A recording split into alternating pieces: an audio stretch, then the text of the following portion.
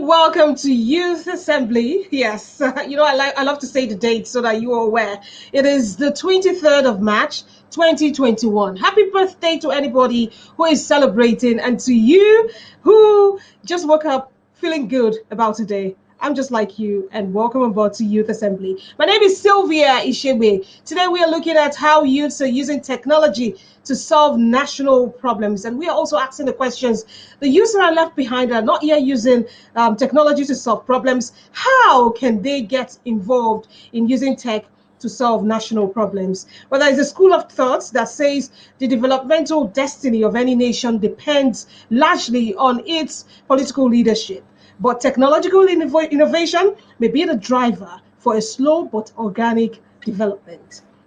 I'm not alone today. I am with Nurat Liadi, who is an educationist and also doubles as a social media enthusiast. Welcome, Nurat. Thank you for having me. Always a pleasure to be with you, Sylvia. Yeah, same here. So we're ready to gain from your wealth of knowledge today. And I also have with me Stephen Chi Mazuru. Stephen Chi Mazuru is a computer school coach. You know how we started school, started learning computers, and we had to go to computer schools and even learn how to type. So, Stephen, you will be telling us all that you do and how you're helping young people achieve their computer dreams. Welcome. Thank you. I'm glad to be here. All right. So the world has drastically changed. You would agree with me. Ever since the advent of technology and with COVID-19, a lot of people and a lot of businesses have gone tech. So it is no secret that technology has become an integral component of daily life. And the crucial role it plays in a developing society like Nigeria can never be overemphasized. So the many opportunities provided by new technology are largely used to help societal issues. So how can youth use technology to solve the problems in Nigeria? That is one question we intend to ask today. And how is it paving ways for a better world? Let's find out with my guest. Okay, so Nurat, I'll begin with you. Young Nigerians are making waves already with innovations and are attracting investments to their startups. I mean, last week, or was it 2 weeks ago, we heard about Flutter Wave pulling in investments in millions of dollars into the country because of their startup. And how did you react when you saw that news? And how can Nigerian tech space be so attractive to investors at the moment? It was very impressive news because for a lot of time now, Nigerians have had issues with international payments. You want to buy something from a website and they're declining your card. You want to pay for a course. You want to buy something on maybe Amazon and your card isn't going through. So it was really mind-blowing to know that Flutterwave partnered with international payway giants to make payments more accessible to Nigerians. And of course, technology played a great impact. I mean, if there was no technology, if there was no connection, how would they even have known companies like Flutterwave would be able to provide that kind of service? So social media is extremely important in connecting people from different areas of the continent to create solutions to problems. Okay, Mr. Stephen Chimazuru, what is your take on this issue? Using Yes, tech to solve societal problems. technology has played a key role to using tech to empower the economy because it's a very critical tool for economic development and to drive global business.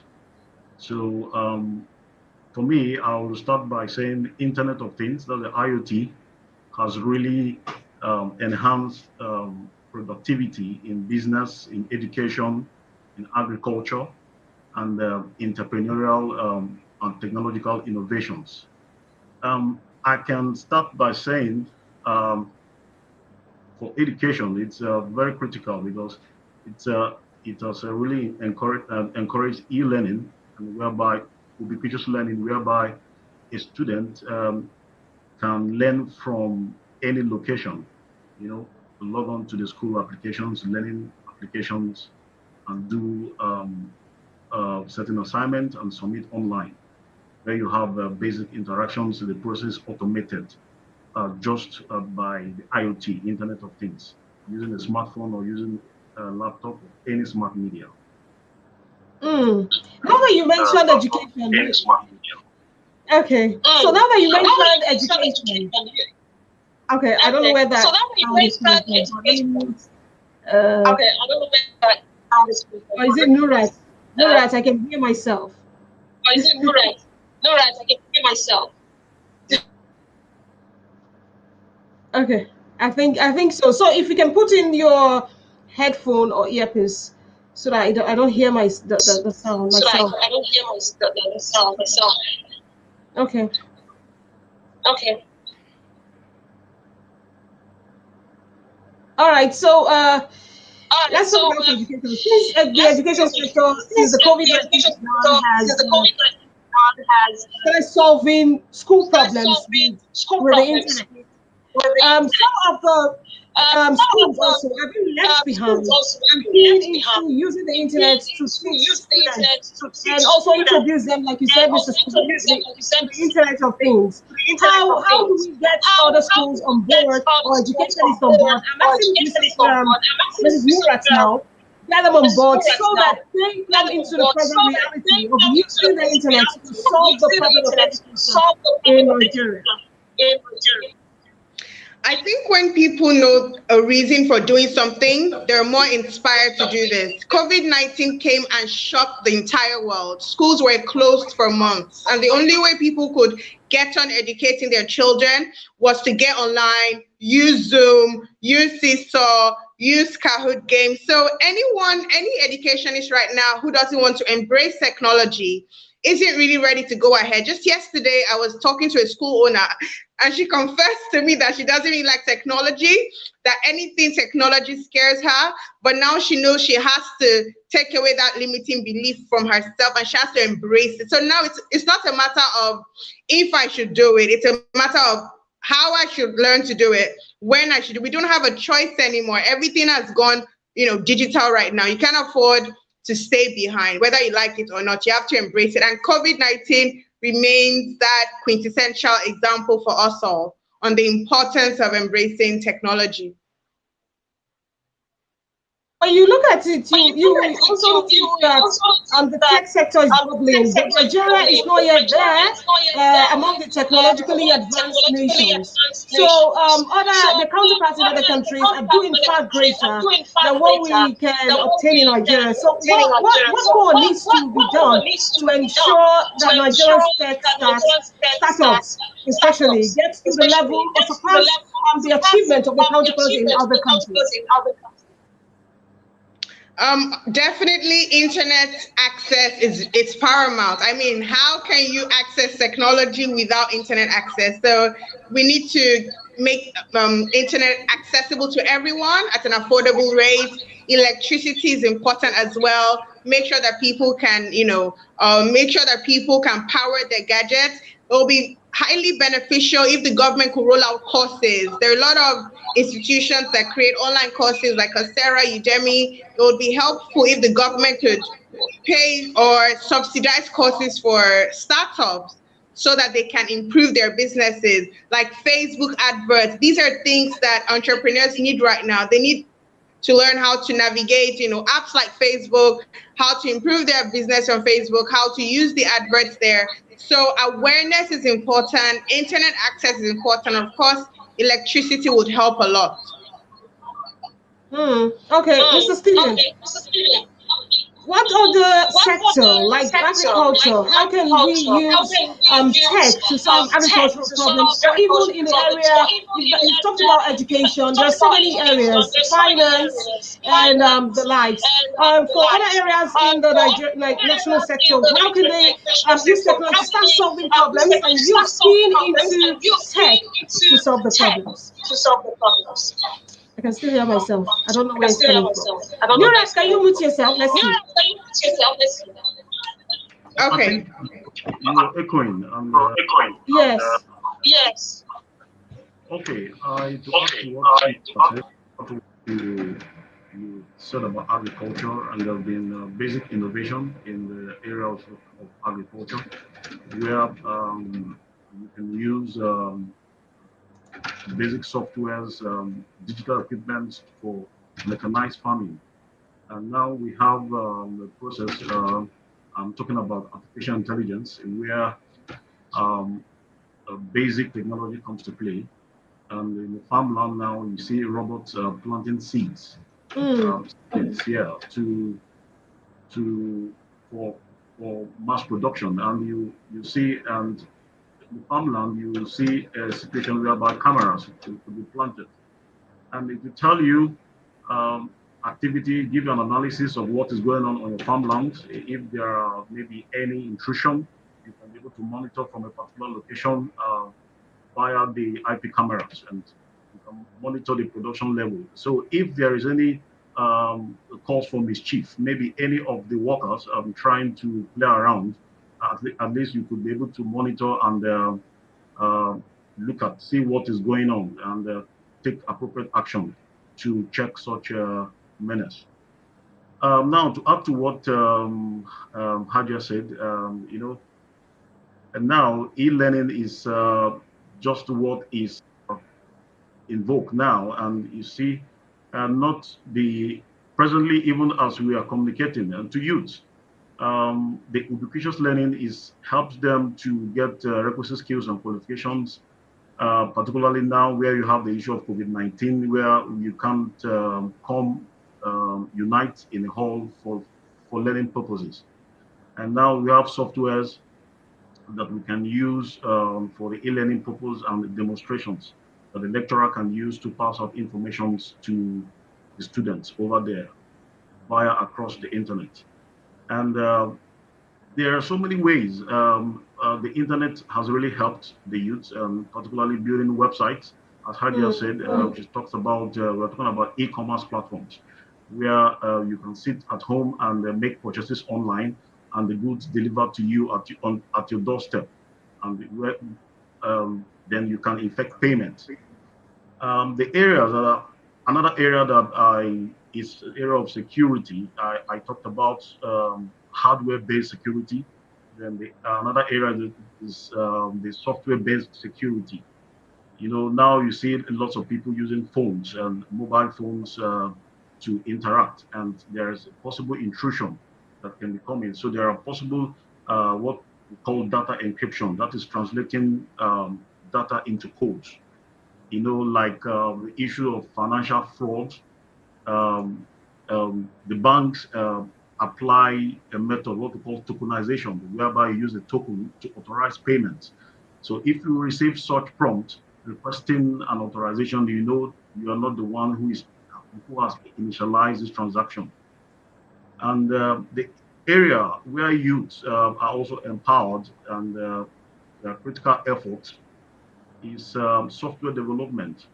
So you see a lot Yeah. of youths, yeah, developing, engaging, because now I'm sure what the government is trying to do, particularly the Ministry of Humanitarian Affairs, is developing ICT resource centers where the youth can get requisite skills and qualifications that will, instill positive outcomes in them, particularly getting them more engaged in software development. You see where the youth develop a database, store inventory systems where he can sell his software. And the very good thing about it is that the software issue is not a software cannot you can't price it. I can decide to sell my software for 500,000. Another youth can decide. A young guy can say, I'm selling for 70 million. So Hmm. he knows, yeah, he I knows like the what he sound of that money. yeah, yeah, making the whooping some money there. So it has drive the attention from doing mischief and going into software development. They can develop payroll systems for ministries Mm-hmm. and MDAs, and True. this will help with generate revenue for the country and even globally, because the software can be exported. You can sell it online, for customers who really need this to work um, in their businesses. Okay. And science based, again, from the internet, I talked about Internet of Things, particularly Google. Any youth can learn online. Google prioritized informations. basic information that if you want to learn how to fly a plane, you get some basic tutorials, you know. Then you talk about robotics and in business, I'm talking about the software-based applications. In business, in fact, there are softwares called the chat box. The chat box helps you automate the process of conversation with the clients. You know, so you can have a business as a youth while you are sleeping. The chat box is just like applying artificial intelligence to business. The chatbots can now communicate with the clients and answer queries that the customer is requesting. So that's Okay. this is an area, and All the right, software. so we have comments already. We have comments already. Now that you mentioned Internet of Things, somebody is agreeing. So Simon Matthias, thank you for your comments. We saw your comment earlier to help us with our connection issues. Okay, so Simon Matthias says IoT, Internet of Things, is the way forward. For my office, we quickly transited into virtual space at the heat of COVID.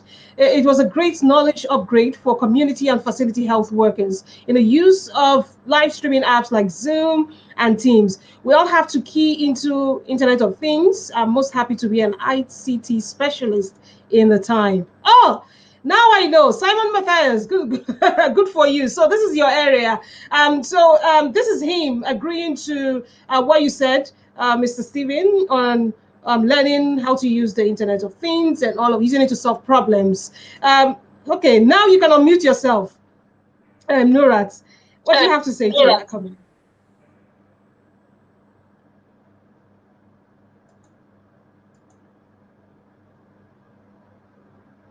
You have to unmute yourself. We can't hear you.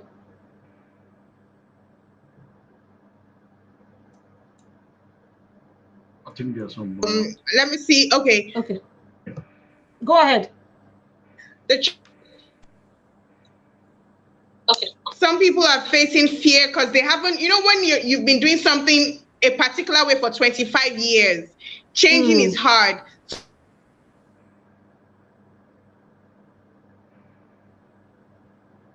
And they should learn. And sadly, some people complain about the price for data. I know it's an issue. I'm a teacher. I work with teachers, and I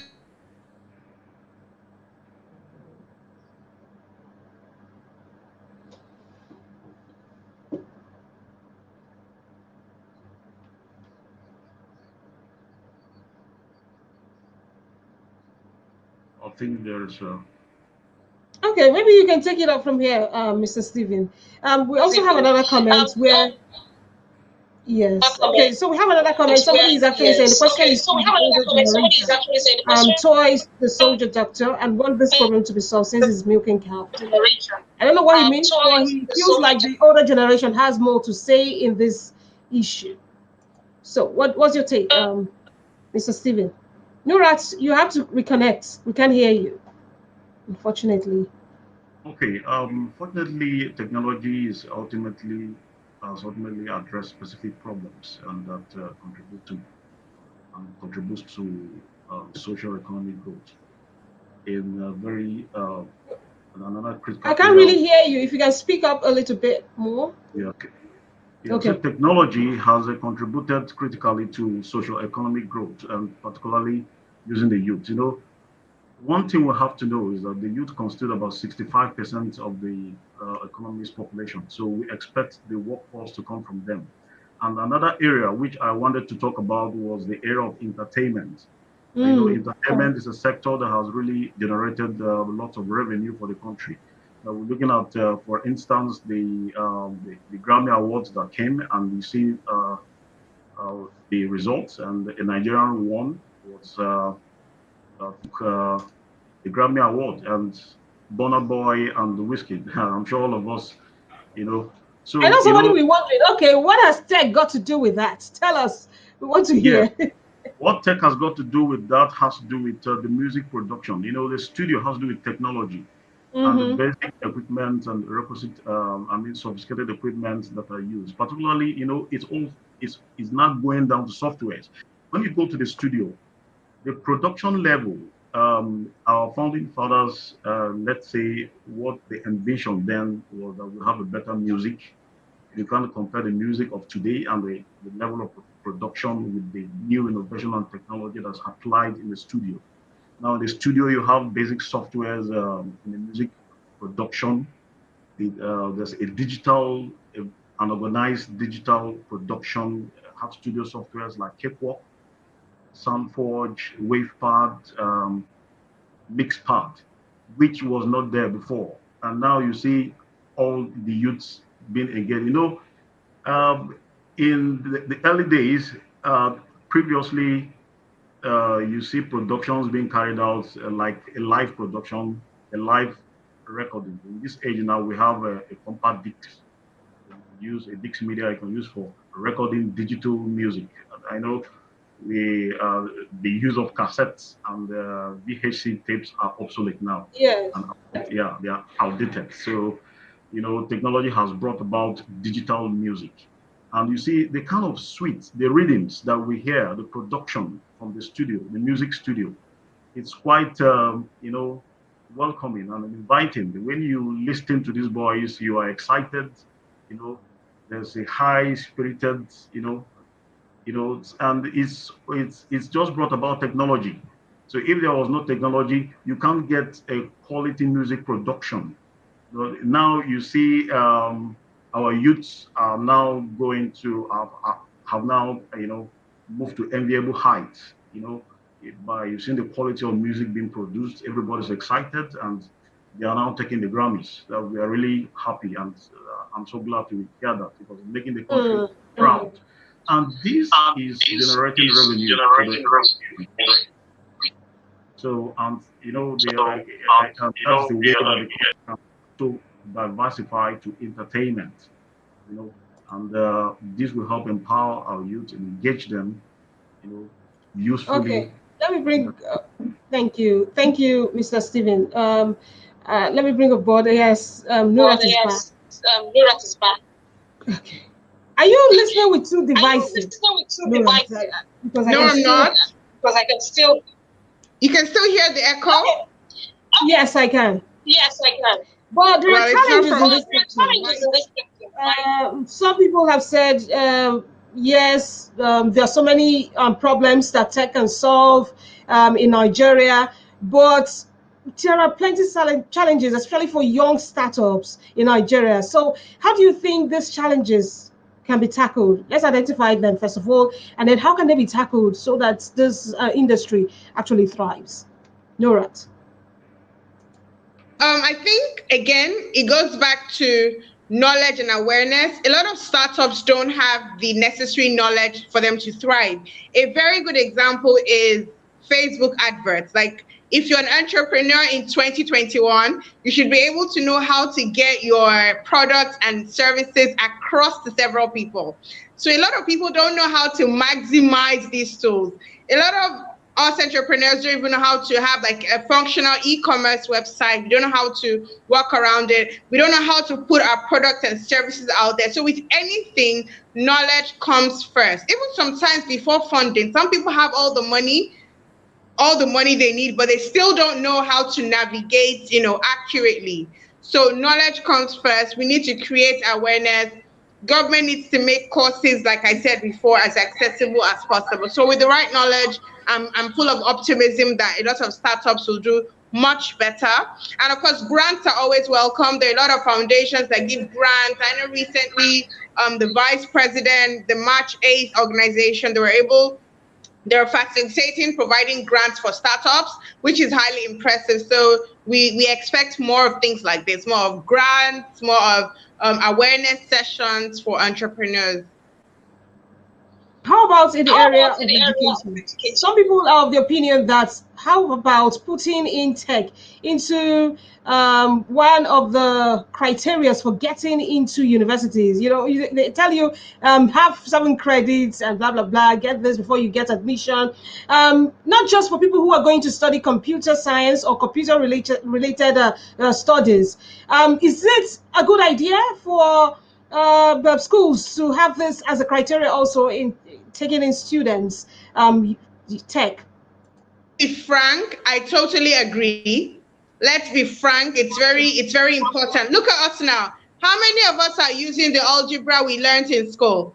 How many of us are using the Pythagoras theorem we learned in school? How many of us are using the sine, cos, tan we Nobody will learned? What are disagree. we My using sister will now? disagree with you when you I tell you it's everyday application. So the earlier we upgrade our curriculum, the earlier we evaluate and review, the better for us. Like schools should be teaching how to use social media for your business. What is cryptocurrency? What are bitcoins? Like we should move on. We should move up. That's the reality. There's no point learning things you'll never use in life. You know what I'm getting at. So let's face it. I agree. ICT should be if they can make it something, a criterion for people to move ahead. I think it will help. It might be hard initially because a lot of our schools are not well equipped. Some schools don't even have computers. Some teachers don't have computers. Is the reality. I work with several teachers, and so many teachers don't have computers. That's just the truth. They can't even afford second-hand computers. So it might be hard initially, but it's something we should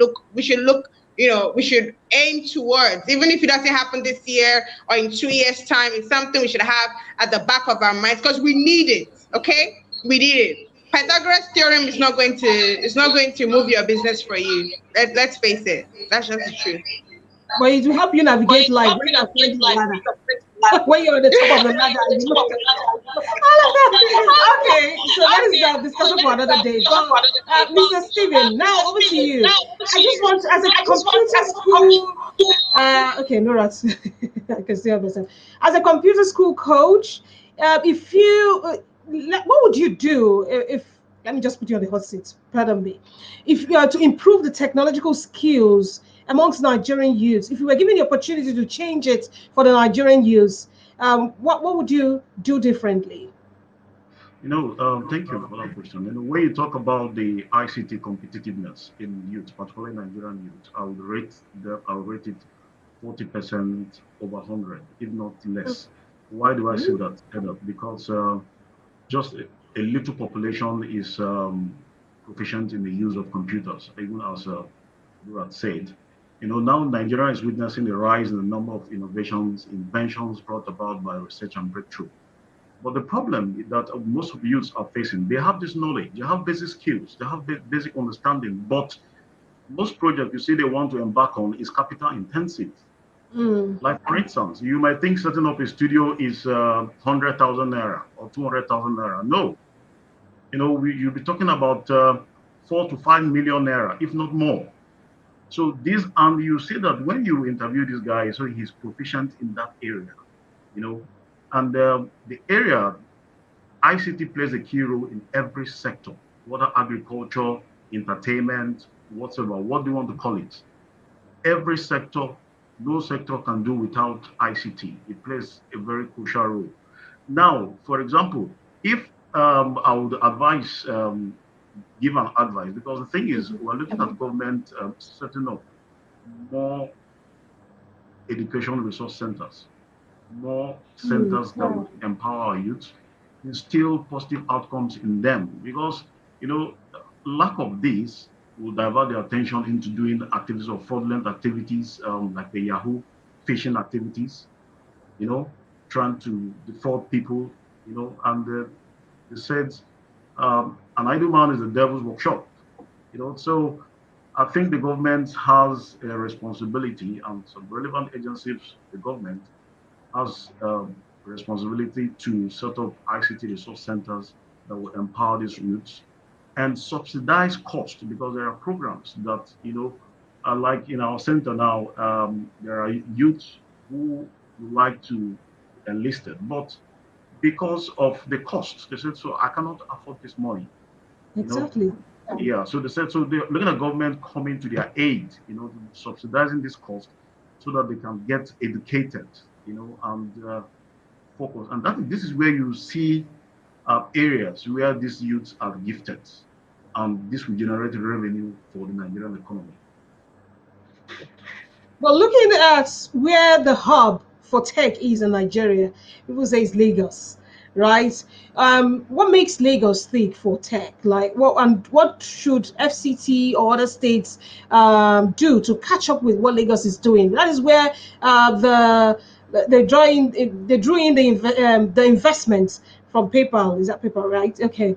So what can other states do to key into what Lagos is also doing? You talked about Lagos. Lagos is a commercial hub and also a commercial trade center. And then you talk about the population compared to other states. Then you talk about the technological investment by the government. You Lagos is a place where you have, as a commercial zone and a business place, most bank headquarters are located in Lagos. And that's why you have most bank headquarters, most headquarters of companies, foreign companies, construction companies, they're Lagos because it's known as a commercial hub. And we'll also expect that there's a high level of commercial activities, ICT activities going on there.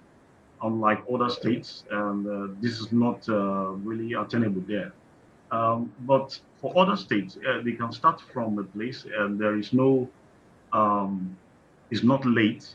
It's as I said previously, it lies in the hands of that state government to take bold step and make certain decisions, put basic strategies in place to see how to develop the ICT sector because all other sectors are circumscribed by this ICT sector. No sector does without ICT. So I'm looking at state government bringing out setting up this resource center because you can't leave the federal government most times because most times most state governors will say, let the federal government take this process and bring out the funds to set up these centers. No, they can also initiate this project, and with the support from the federal government, it will get to limelight. So, and most of the youths will get engaged. And let me say something. In Lagos, most youths in Lagos are well engaged because of the environment they find themselves. It's a tech environment. So let's say, for example, if you go to KB State or Zamfara State, where you have issue of banditry, you ask, you can take an analysis. How many ICT resource centers are there? How many computer centers are there? You may just find just basic computer, centers that are not even, well equipped. So we are looking at the state government coming to the aid of the young people. They have a lot to do, a lot of responsibilities to Okay. empower these youths technically and ICT wise. Yes, Okay, and so this we're will already help seeing to some generate states having revenue for computer each state. villages and tech villages and all, choosing their own name for each. Okay, we have another comment from Simon. Thank you, Simon again. Funny enough, investment for ICT for our government is usually in the procurement of gadgets and computers without strategies for capacity building. You need to see lots of deteriorating investments lying in our hospitals as invested by NGOs and government with no use to use them. So, Nurat, would you agree to his comment? To you. Thank you. Absolutely, Simon. Thank you for sharing that beautiful insight. And it's really pathetic. It breaks my heart, but it's the reality. And again, the question is, why are we like this? Why are we the kind of human beings that don't do things the right way? Again, it goes back to checks and balances. Maybe if there were administrators in those offices, maybe if there were heads doing their jobs, things won't go to waste. I agree. A lot of things that Nigerian government has invested in, everything just goes to rot. Look at our national stadium. What's the situation? Look at National Library. What situation? We have a terrible maintenance culture, and I don't know why. And it's because some people are not doing their jobs. Some people are not doing their jobs. There are caretakers for these places. There are administrators for these places. There are directors for these places. Why are there no checks and balances going on? So Simon is profoundly correct. And that's why I said, sometimes it's not the money. Sometimes it's not the tools. But people, first of all, people aren't even motivated to do the right thing. That's number one. Secondly, there's no one checking. At the end of the day, we're human beings. This is Nigeria. We have traffic lights. But do we obey traffic lights? In Oh, Lagos, some people do. you get yelled at for following the traffic light. If you're staying, if you're stopping at the red light, people are going to yell at you. Come out for road. Wait till they do you. Yes, because there's no one checking. It's the reality because there's no one checking. So yes, we need to evaluate our purpose and get things done. Checks and balances are very important. It's really sad. Millions are wasting, hundreds of millions are wasting, and nothing is happening to them. So Simon is totally correct. I can relate to that a lot. Okay, before we go, we look at. Can you hear me? All right, what just happened? Okay, so Nigerian startups, like we said, they're attracting investments, not paper, but pay stack, investment from foreign companies. And some fear that this would give the foreigners too much control over tech solutions in Nigeria. So, what do you make of this mindset? Is this a good one or a bad thing for Nigeria? Both of you have to tell me this one. But let me start with Mr. Steven. Is it a good one for Nigeria, attracting investment for foreign companies and giving them Yeah. that control? Yes, thank you for that question. It's a good, the country is looking for foreign exchange. And for now, I would say the country is partially broke. I can't use the word the country is broke. And this is because of funds going overseas. And now, the country is looking at basic several avenues to attract foreign investment. Because when you get foreign investment, you're going to foreign exchange you know. And now I know the country is diversifying into agriculture and mining and other areas, but they fail to see that ICT also plays a very critical role in economic development, has to do with, and also generating foreign exchange for the country. Because I talked about software, building the software. A Nigerian won award. NIDA presented presented the guy. This was in Dubai. I was in the Global Gulf Information Technology Exhibition. It's called GTEX. So it's held annually, and these are tech startups. NIDA try to look for tech startups and empower them and see what they have, the gift, the area they're gifted in, and they go to this exhibition to showcase their talents, And the Nigerian, in fact, the company then was negotiating with the guy to get him employed. And a company was negotiating with buying the software, having a business. So, now you now see this country having interest in using this guy's software. When they buy the software from him and he's able to, and we have other Nigerians who can do things like this. When they buy the software, it generates foreign exchange for the country. It mustn't be agriculture. It mustn't be mining because all those are everything. All those are capital intensive projects. You understand that one has to embark on. So for NIDA, I had to take a bold step to showcase this guy, and he's making Nigeria proud. This happened last year. So I think to generate foreign exchange, uh, our youth have to rise up and uh, challenge themselves and go straight into ICT and see what they can become. Because the All right. ICT has various areas where you can fit into. It's not only software development. There are hardware areas where where you can design uh, projects, and they pay you for these services. And these services, as foreigners paying, and when they pay, generate foreign exchange for the country, you know.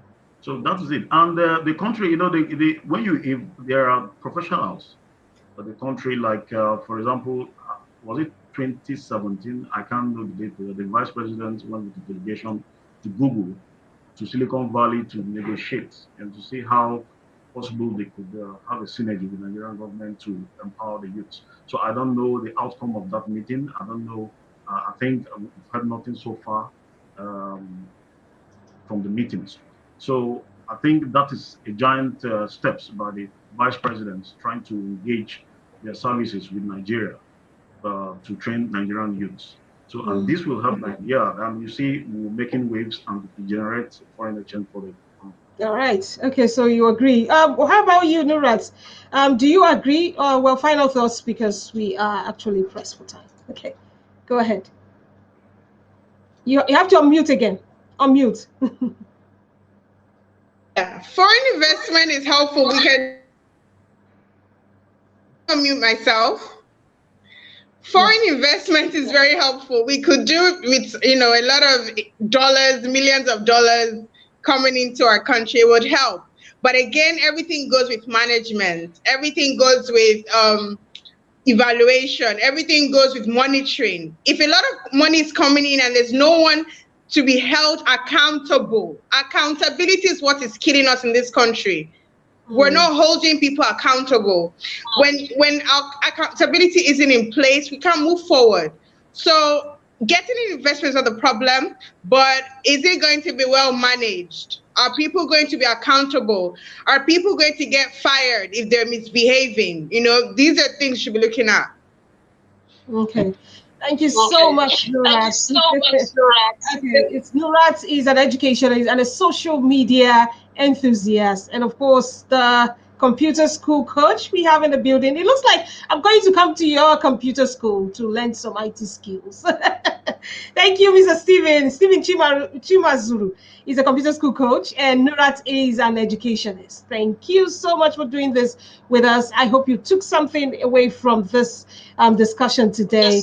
We'll return for another interesting show was produced by Hafsat Isa, and please share this video and put in your comments in the comment section. If you have questions, we'll react to them. We'll put them there. You can listen to us on our website at www.clicknoija.net and follow us across all social media platforms, Instagram, YouTube, and even Twitter. We're all there. My name is Sylvia. Thank you for your time. You have a fantastic Tuesday. You too, Sylvia. Thanks for having us. All right. Take care. Thank you for doing the good job you're doing. All right. Bye. Bye. Thank you. Bye. Of course, thank you to all of you who sent in your messages.